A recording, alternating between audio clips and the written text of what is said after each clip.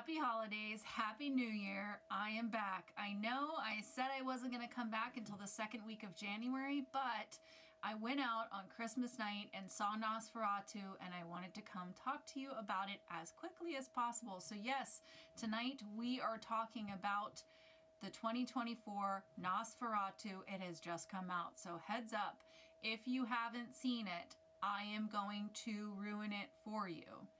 But if you're here for this, then go get yourself some popcorn and a drink, and let's talk about 2024 Robert Eggers' Nosferatu. I couldn't. I love the night. That's the only time I feel really alive. That's what David wanted. Blood, I was to find, was a necessity as well. A vampire in love with a slayer. It's rather poetic. I am the monster that breathing men would kill. I am Dracula. Good evening, my beautiful vampire lovers.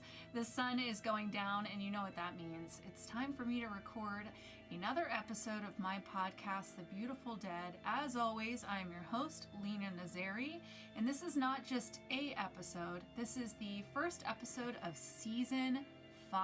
Can you believe it? I have been doing this podcast for 4 whole seasons. It's been on YouTube, I think, for 2 now. So I still can't believe this thing is a thing. I can't believe also how long the list is getting of vampire things that I need to watch, read, and come to you and talk about. But yes, it is the end of December 2024. I said I wasn't going to come back till the second week of January, but Nosferatu came out. I saw it ASAP, and I had to come talk about it. I just had to. So let's see what's going on with me. First off, go to Instagram, The Beautiful Dead Podcast. That is where I'm the most active right now.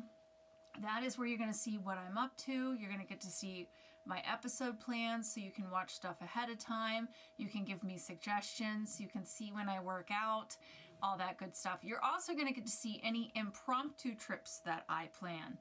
For example, January 18th, I'm going to be in Philadelphia. I'm actually going back to Vampa because we are going to collaborate on some things, on some projects, and we want to do something sort of cross-promote when I go to Orlando Fan Expo MegaCon, which is February 6th through the 9th. It's my first time down there. I'm so excited. It's a 4-day con. I'm taking more books than I've ever taken, and I will be doing a new vampire panel that's going to be on Friday, February 7th at 4:30. So come check it out, and then go check out Universal, or maybe just hang out for 4 days. You guys have to go check out the celebrity list. It is unreal. As a matter of fact, the Cullens are going to be there. That's right. 4 of the Cullens will be there. So you know I have to go chat with them. So you guys tell me, what should I ask the Cullens while we're down there?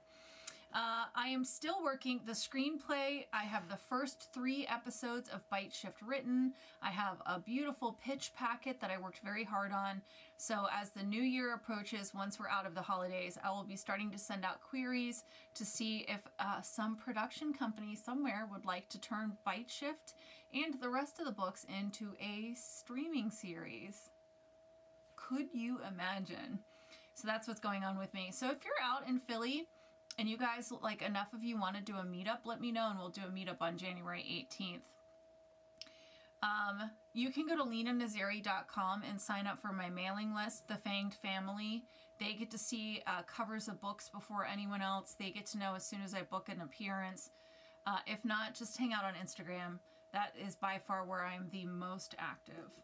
And yes, I am the person responding to you. So if you have DM'd me, emailed me something, and I haven't responded and it's been more than a few days, it's probably lost somewhere. So just send it again, but please bear with me because I am a one-person show. All right, let's get to it. We're going to talk. I did not do a vampire tea this time. I'm actually just going to do good old water, because I got a lot to talk about and I feel like I don't want my throat to fail me. So I've got some good old water, and we're just going to dive right in. Spoiler alert, if you didn't pay attention to the beginning, I'm going to ruin everything, okay? We're going to start out by doing a summary, which was found on Wikipedia. Like, I got home on Christmas night and started to type up my notes, and somebody had already put a summary. Whoever you are, thank you. Let's do it. Let's talk about Nosferatu.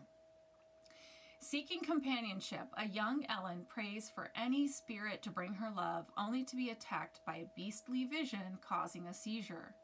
In 1838, a now adult Ellen lives in Visburg, Germany with her husband, the real estate agent Thomas Hutter. In an attempt to secure a position with the realtor, Thomas accepts an offer to sell a decrepit castle in Visburg to a reclusive and eccentric Count Orlok. Unaware that the arrangement is part of an occult pact between Orlok and his employer, Herr Nock. Against Ellen's wishes, Thomas travels to Orlok's mountaintop castle in the Carpathian Mountains of Transylvania. Leaving her with his friend Friedrich Harding before they part, Ellen confesses that before their wedding she had a dream about a ceremony where her bridegroom was death. In Transylvania, Thomas is shunned by the local Romany peasantry for affiliating himself with Orlok. That night, he witnesses them desecrating what they claim to be a vampire's grave. They stake the vampire in the chest, and the corpse jolts in pain and vomits. The next day, Thomas is mystically drawn to Orlok's castle. The impatient count goes over the paperwork for the purchase and swipes Thomas's locket, recognizing Ellen. Orlok angrily brushes off Thomas's reports about the villagers, but reveals that he is indeed a vampire when Thomas cuts his thumb, using his powers to restrain and feed on Thomas. Orlok then keeps him prisoner by claiming it is a bad omen to try and leave in his weakened state. Eventually, Thomas sneaks up to and opens Orlok's coffin in a scene that I'm sure anyone who has seen this movie vividly remembers, revealing him to be the monster who attacked Ellen in her youth. Thomas tries to kill him with a pickaxe, but Orlok springs awake and counterattacks. Fleeing Orlok's dogs, Thomas jumps into the river to escape. He is found and nursed to health by an Orthodox church before rushing back to Visburg, knowing that Orlok is heading there to claim his house. While this is happening, Ellen is attacked by bouts of sleepwalking and seizures, which Dr. Wilhelm Sievers believes to be the result of excessive blood in her body. Why not? As the episode worsens, Sievers turns to his mentor, Albin Eberhard von Franz, a disgraced scientist turned occultist. Von Franz deduces that Ellen is under Orlok's spell, identifying him as a demonic force called Nosferatu. There's a very funny moment in this scene where she's contorting and twisting and seizing, and they're like, she needs her husband! Like, medicine. Friedrich is skeptical, believing that her symptoms are caused by anxiety over Thomas's absence. Ellen repeatedly prophesizes Orlok's arrival, while von Franz states that Orlok is forced to sleep in the dirt he was buried in. He does not realize that Orlok has circumvented this limitation by bringing crates of it to Visburg with him by ship, together with legions of plagued rats. We're talking thousands of actual rats on set. Tell you what, I don't know if I could have done it. To be in this movie, I definitely would have done it. I would have laid down a crate of snakes if they asked me to be in this movie, but still, it's a lot. Orlok's approach drives Nock to violent yet jubilant madness. His repetition of Ellen's mantra tips off Sievers and von Franz to what is happening. Thomas returns to Visburg as Orlok's arrival brings a plague to the town. Nock escapes from custody and escorts Orlok to his new manor, where Orlok appears to Ellen in a dream, taunting her that he tricked Thomas into signing divorce papers. Orlok warns that she must give verbal approval of the divorce within 2 nights and reaffirm the pact she made to him when she summoned him, or he will purge Visburg.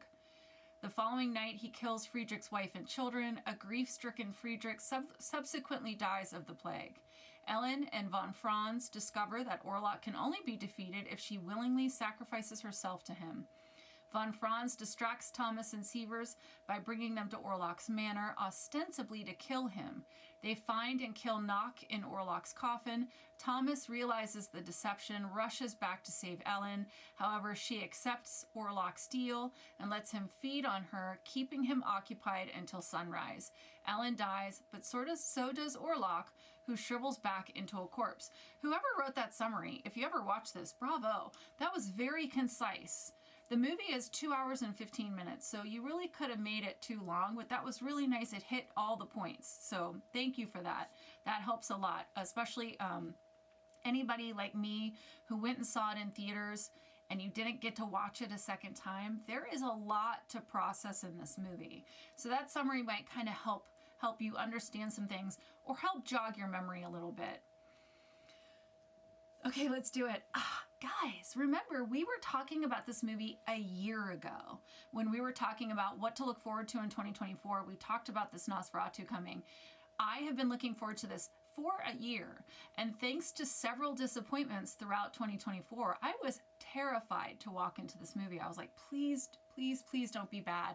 I might just give up on this podcast if I have to sit through one more bad remake or vampire motion picture, but I am so excited to talk about this. So let's do this. Let's get some water. All right. Vampire crossovers. And boy, oh boy, do we have some good ones. Let's talk about Mr. Nicholas Hoult. He plays Thomas in this. And of course, he was the titular character in Renfield, which was another just banger. I thought Renfield was fabulous. And it was so cool to now see Nicholas come in and do this character. So if you know the book, obviously Renfield, you know Renfield from the book. So now Nicholas is playing the Jonathan Harker character. And so, you know, next time now he's got to be Dracula. Or Nicholas, you are my dream cast for Logan in my show. So if you want to come play a vampire, please. Okay. Bill Skarsgård is Orlok in this, as we all know. If you don't remember, he was Roman Gottfried in Hemlock Grove, which we did first season of this show. It is audio only, so I might have to do it again for YouTube. But yeah, he has played a vampire before, if you don't remember that. And the king of vampire movies, give the crown, Mr. Willem Dafoe. Listen, the man loves a vampire movie. So he is Professor Franz in this. He was in Cirque du Freak, the vampire assistant. He was in Daybreakers.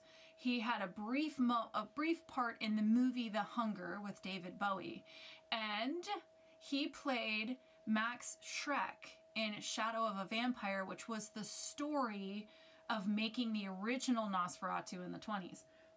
So what a fun crossover. Willem Dafoe, I would love to go out to lunch with you and just talk. You just seem like the coolest dude, and you obviously love a vampire film, so let's do lunch. All right. If I missed anything, let me know. A couple fun trivia things. So I don't know if you know this, but this movie has been a nugget for like 9 years. This has been his plan for 9 years, Robert Eggers. He wanted to do this. And so he had originally talked to Bill about playing Thomas Hutter, but then for whatever reason, the movie didn't happen. And then, of course, Robert would work with Bill's brother Alex in The Northman. But when the movie was finally coming to fruition, Bill Skarsgård is like, great, so I'm Thomas, right? And Robert is like, no, actually, I cast Nicholas Hoult. But what do you think about Orlok? And Bill says, what about Orlok? So, man, it was meant to be. I know sometimes it sucks to wait, but when the time is right, ooh, it was so right. So fun little trivia. And you know the word vampire is not said for like an hour and a half. I clocked it. And good old Mr. Willem Dafoe gets to say it. So good for him. All right. Relationship to humans.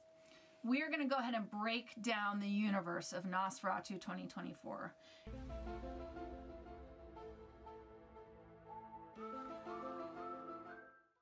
It is a complex one, so please, I may make some mistakes. I only got to see it one time. Please don't come at me. Be nice and respectful if I make mistakes. But let's talk about the vampire. Relationship to humans. So the villagers around Orlok's castle, which I believe it was actually shot in Transylvania. And if you don't know this, the castle is the same castle from the Herzog version. Corvin Castle, I think it is. Beautiful castle. Someday, your girl's gonna go see it. But very cool castle. Very vampire-y. It's perfect. But the villagers around this castle, they know about vampires. So we actually see one of the little old ladies is like rubbing garlic on the window. They know that vampires exist. They're telling Thomas, don't go. Of course, he doesn't listen. And then we even see them do the good old take a virgin on a white horse, walk it through the graveyard, and wherever it stops, that's your vampire. So I don't know why the virgin had to be naked, but the girl was beautiful. I mean, if I looked like that, I'd show it off too. So they stake the vampire, and he vomits up blood. So they know about vampires. Now, the people of Germany, of course, are learned men, and they believe vampires are superstition only. They're for silly girls and old ladies and crazy people. The exception, of course, is the people who study the occult, like Professor Franz or Nock, who studies the occult to the point where he like connects to Orlok. We'll talk a little bit more about that at the end. And then he sort of becomes like a human servant. Relationship to animals. So I know in the summary it says Orlok's dogs. I thought they were wolves. I really think they're wolves, but it looks like he can control rats and wolves. Classic vampire powers. They're much like the 79 version of Nosferatu. There was thousands of rats, and you have to watch the interview where Willem Dafoe is like, I'm an animal person. I was so excited for these rats. I'm just like, oh my God, he's the sweetest soul. I love him. All right. We don't know if the animals react badly to the vampire. Like, are there some animals that would react if the vampire was around? We don't really get to see that. However, Professor Franz and Ellen do have cats, but we never see the cats react to Orlok, so I don't know if they do. I don't know. Appearance. The appearance was kept on total lockdown, and I am so glad that I did not know what he looked like until I saw him. And if you have not seen this, don't ruin it for yourself. Go see it before it gets ruined. It is so powerful when we first see him. So the way they do it is we see Thomas's reaction, which Nicholas Hoult, give the man an Oscar. Good God. I think he's a very what's the word I'm looking for? Like, people really don't recognize how talented Nicholas Hoult is. I just watched him in Juror number 2 and my heart broke for him, but he is underappreciated. I really think he is exceptional. Anywho, we see Thomas's reaction, horrified. Then we see Orlok in shadows, and we see the long, thin fingers with the long nails. And if you guys have not seen me talk to Tony from Hack the Movies about the 79 Nosferatu, which, Tony, if you watch this, you did it. You did it. You made me love that movie. I hated it, and now I've watched it a few times, and now you've made me love it. I think because now I see it through your eyes. I don't know. Or because we laughed so hard. You have to go watch me. I'll pin it here, but go watch me talk to Tony about this. But one of the things we laughed about was, like, trying to serve dinner with those big, long nails. And so I'm watching this scene, and I'm like, is it going to happen? Is he going to say it? We'll talk about that. He is bald, with this sort of sparse hair left over. He is very large and hunched over, and his skin looks very leathery and gray and almost like it's sloughing off. There's these big open spaces. So it looks like if a corpse was frozen about a month into decomp and then was walking around. And it's like it's sloughing off of him. He has this thick, long mustache. And my first thought when he turned around with the hook nose and the long mustache was, it's Vlad Tepes. Now, I watched in interviews that Robert Eggers looked up what would a 15th century Transylvanian nobleman have looked like, and then what would he look like dead and risen from the grave. So it may just be that all the aristocracy of that time looked exactly the same, but the hooked nose and the long mustache, immediately I leaned over to Jay and was like, That's Vlad Tepes. Let's see. I'm already off my notes, so bear with me. I'm just so excited. Yes, that's everything that I wanted to say. I was like, that's Vlad the Impaler. The fangs, so we only get to see it very quickly, and of course I didn't get to pause it like I normally get to, but it looked like they're all sharp, but the two canines are longer, and when you see the bite mark, there's two on each side that are very well defined, and then just like some little ones around. So I think the implication is it's almost like rat teeth with these long canines. They're all rotted. I can't even imagine what his breath smells like. That's all I kept thinking of.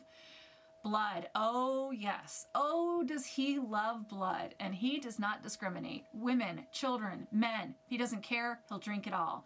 So when he was pouring the wine, I was like, please say it, please say it, please say it. But he didn't. I know it would have been too cheesy and it would have pulled away from the atmosphere, but I really wanted him to say, I never drink wine. Damn it. In my brain, he said it. But he loves to drink from the chest. Like, he loves a booby drink. He does it to Thomas. He does it to the adults. Thankfully, he does not do it to the children. To the children, he bites them on the throat. Thank goodness, because I could not, I don't think I could have handled that. But he is a booby man. And I've said this before, just vampire to nurse conversation, you're not going to get much blood out of there. Now, Jay had an interesting theory. Jay said maybe the fangs elongate and he's getting heart blood. And that would make sense because he pulls a lot of blood pours out of his mouth. So if it's straight heart blood, that would make more sense. So I don't know. Let's say that he's somehow from here, he's getting into the heart. That's what we'll go with. Food. He never eats, he never drinks. And again, I really, really wanted him to say the line, but he didn't. And that's okay, Robert Eggers. I know you were trying to make a serious film, but dang it, that would have been so awesome. Sunlight. Nope. No, no, no, no, no sunlight. He is a nighttime, good time Count Orlok. Sleep. So he sleeps in this extremely ornate coffin that is absolutely beautiful. And for anyone who got the popcorn bucket, you suck.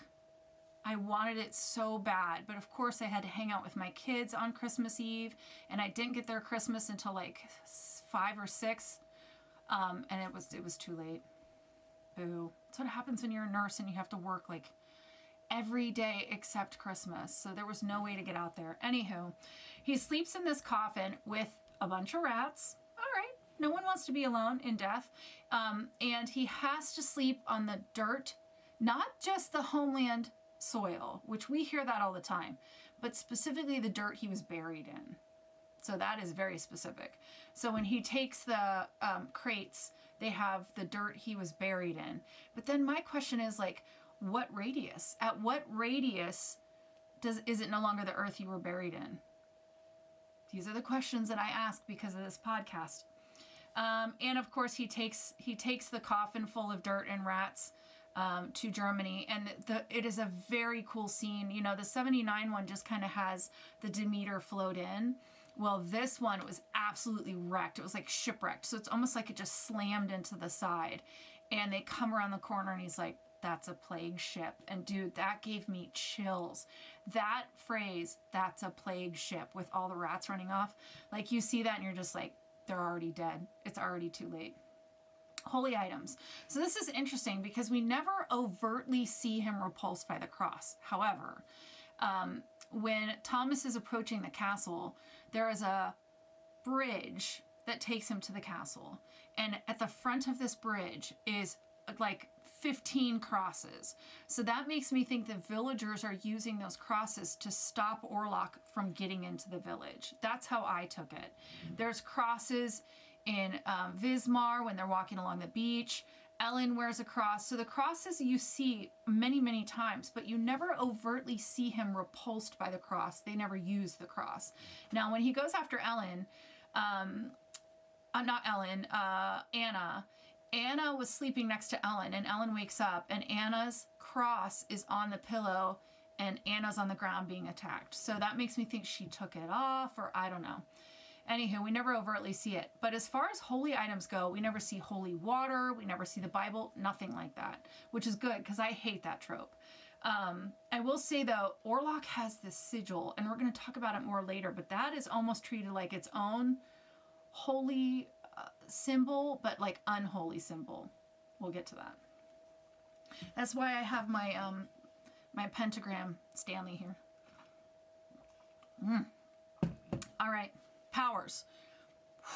Okay. He is strong. He is fast. He is essentially immortal. He controls wolves and rats or dogs. He controls the weather. He can call storms. He can alter what you see. He can compel you to do things you normally would not do, say things you normally would not say. And then he moves as a shadow. And I'm not totally sure if that is the shadow is just representing his essence moving or his power moving, but he does move as a shadow. And the plague follows him. And we talked about this, Tony and I talked about this with the 1979 one, our theories on why the plague follows him. But maybe he can just control viruses, which would be a awesome power if you want to wipe out a whole town. Rules. So like we said, he has to sleep in the soil he was buried in. We see a scene where Ellen opens the window and then he is suddenly inside. So that to me feels like she invited him in. And of course she invited him back when she was younger. And that's how this whole thing is started. So to me, that feels like an invitation. So is that why he can get in? Maybe. The other rule in this universe is that Ellen has to like offer herself willingly to him. She has to agree to the divorce from Thomas and like verbally say that she wants Orlok to come to her. Reflections never addressed, seeds, all that stuff never addressed. How are they made? Okay, so again, I only got to see this one time, so this is just my own recollection, but I do try and pay very, very close attention. So the way I interpreted it was this, that he was a Transylvanian nobleman, aristocracy, who was either like so into the occult or a devil worshiper or was just such a horrible human being that he is cursed to remain a walking corpse for eternity.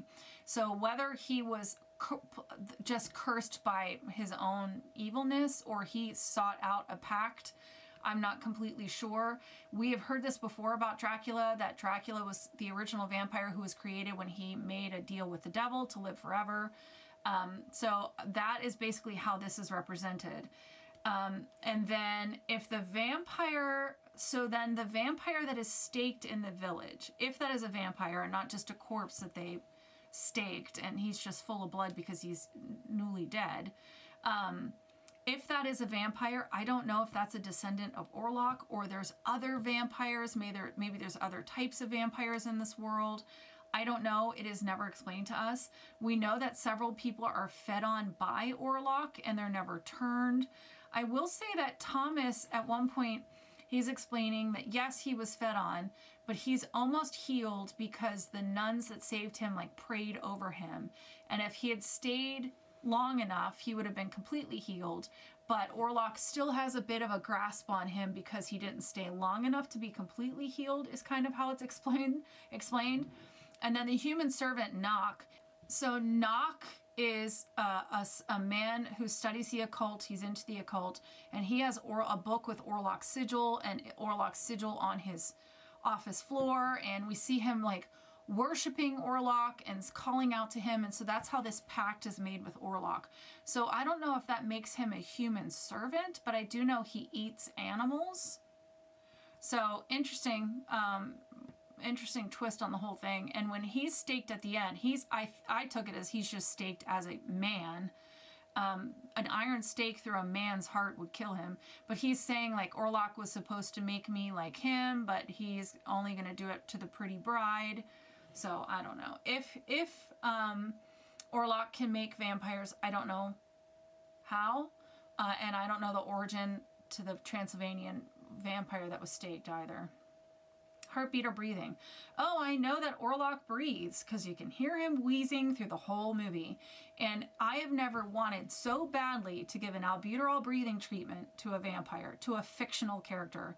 It was so unsettling the wheezing, the breathing was so unsettling. And I think that's probably the point of it. Or maybe it's because his insides are half rotted. I don't know. But we know he breathes. As far as heart beating, I'm going to guess no. I'm going to guess there's no heartbeat. How do they die? All right. So the vampire in the village is staked with an iron stake, a big old iron stake. And that's what they take when they think they're going after Orlok. But instead, they stake Knock.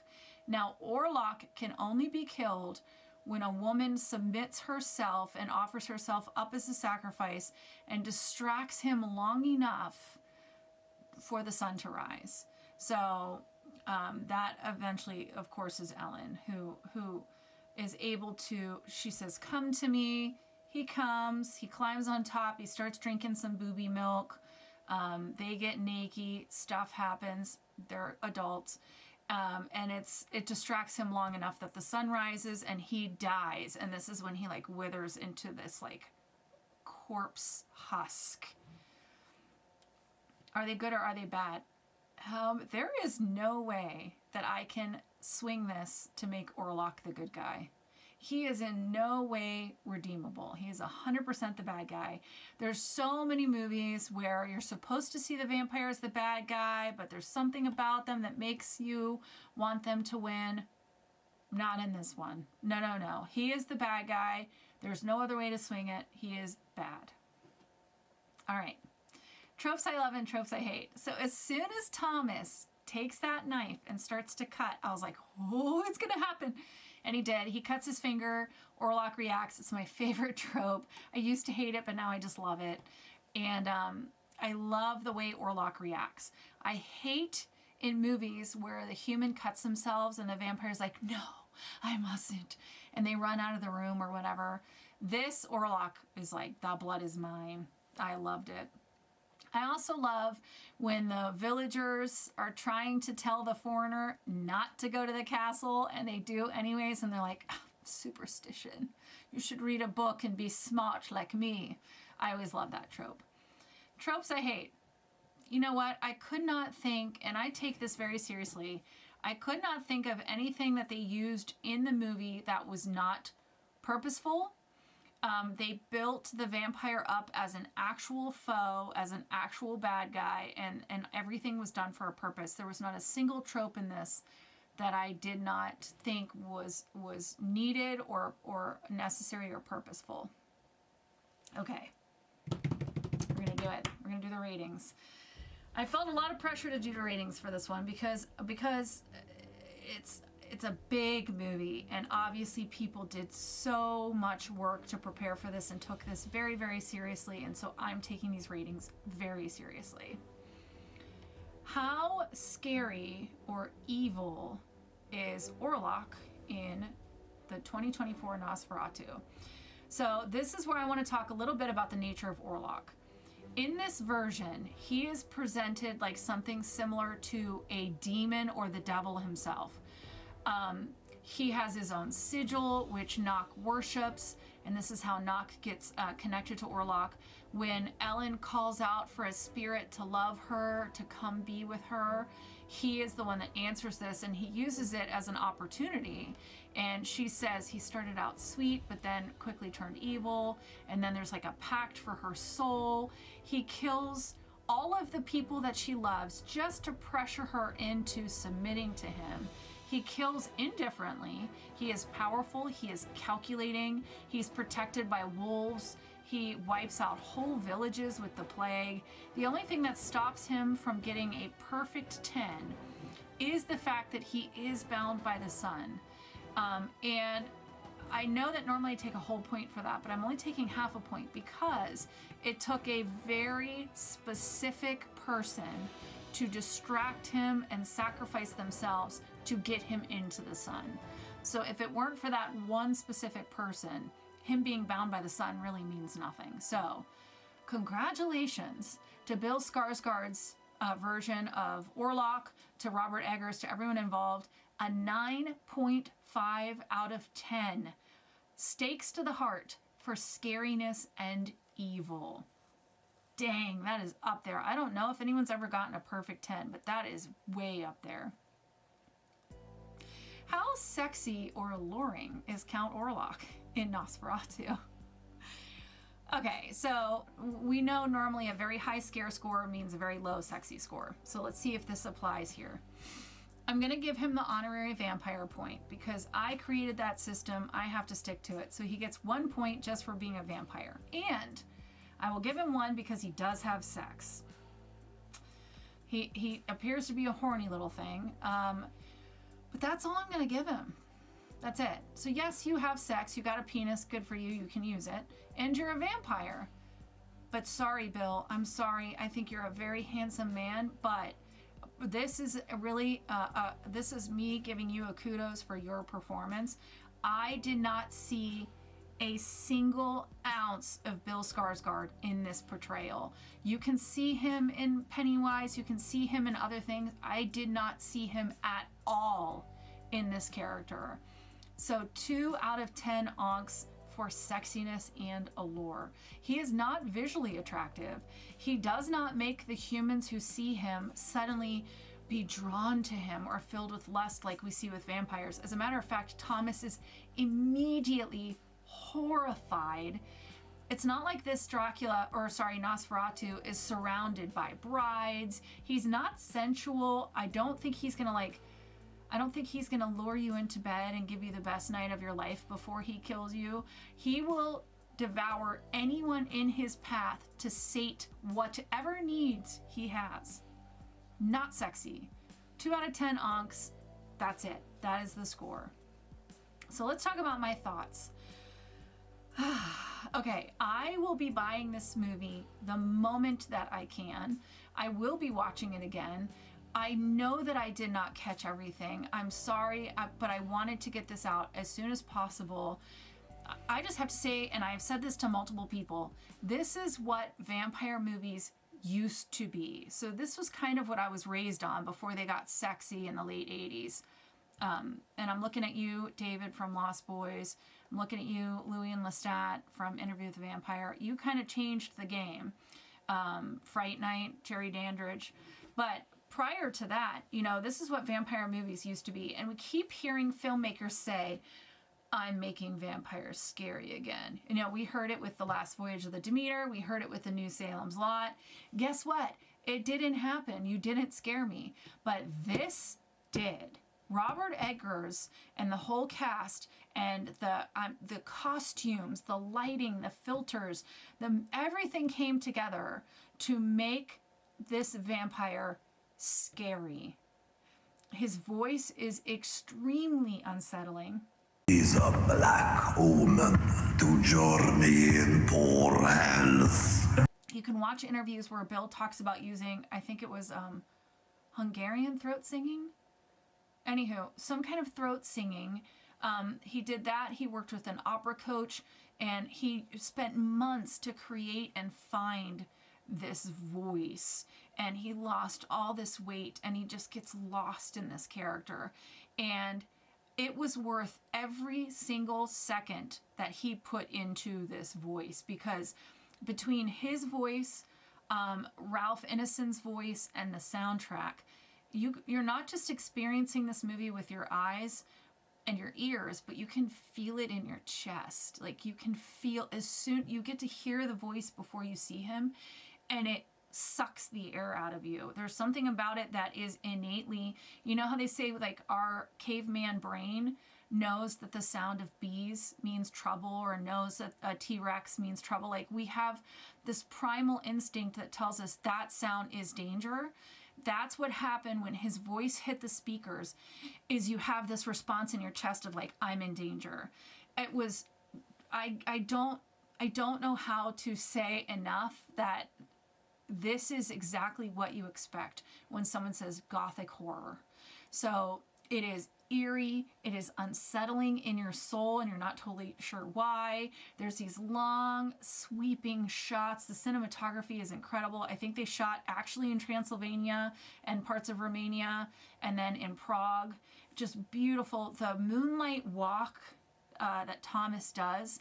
I think Robert Eggers even said, like, that's the best moonlight shot I've had, or the best night shot. 1,000. When I saw that, I leaned over to Jay and was like, that shot is unbelievable. Like, I want a poster of that shot.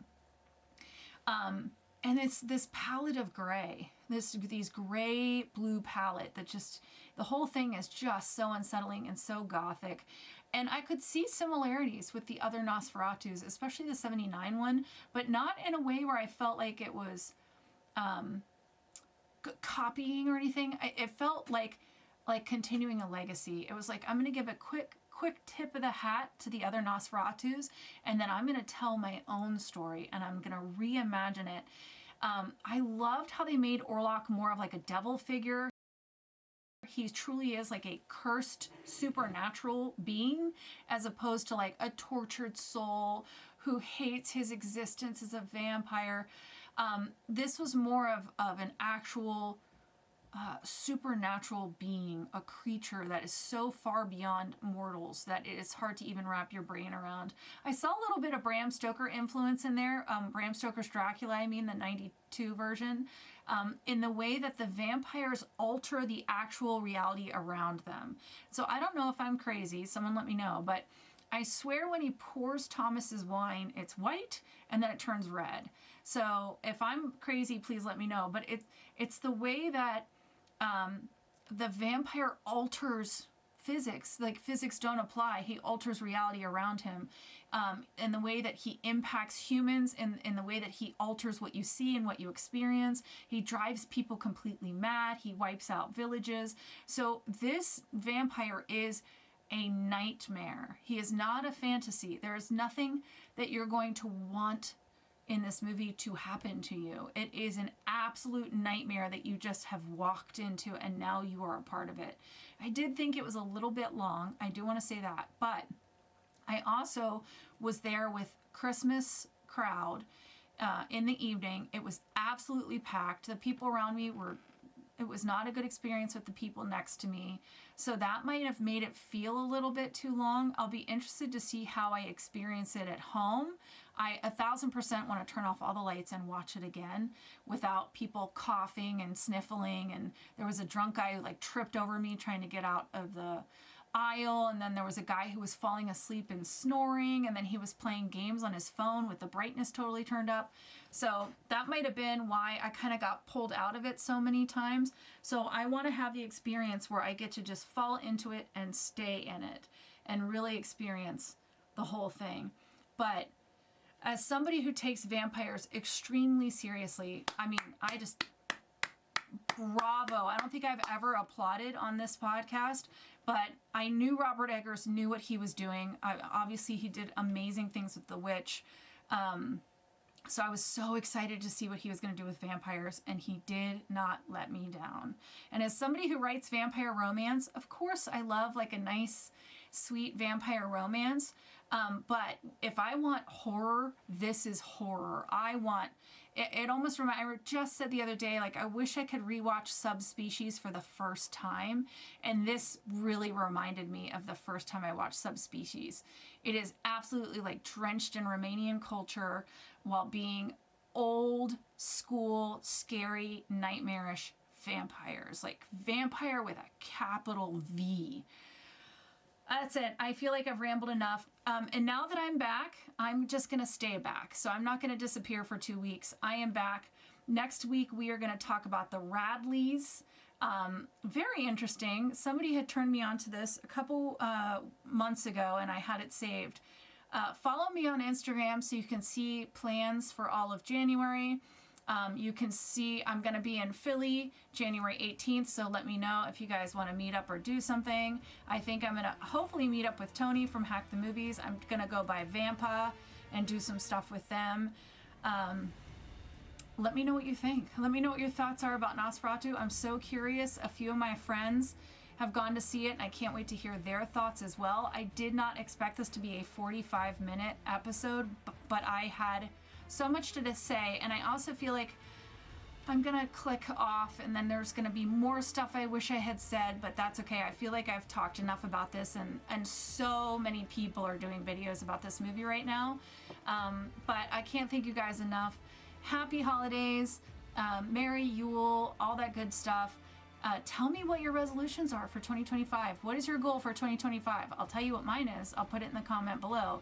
And go check out my episode with Tony when we talk about the 1979 Nosferatu. All right, guys, I love you. I wish you wicked hugs and bloody kisses. Good evening. And big finish. Thank you.